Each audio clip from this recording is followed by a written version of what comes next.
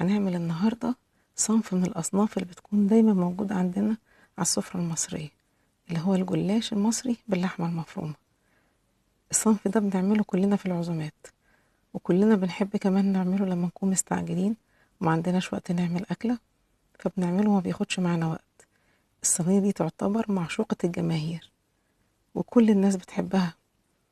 هنعملها النهاردة بطريقة هتعجبكم جدا. هنعمله بحيث يكون مقرمش من بره ومن جوه طري في منتهى الجمال. جبت كوباية لبن واحط فيها معلقة كبيرة سمنة بلدي وممكن زبدة بس بلاش زيت، واحط معلقة صغيرة ملح، معلقة صغيرة فلفل اسمر. هقلبهم لحد ما اتأكد ان السمنة والمكونات امتزجت مع بعضها، وده اللي انا هسقي بيه الجلاش.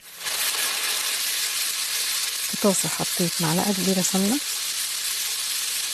سخنتها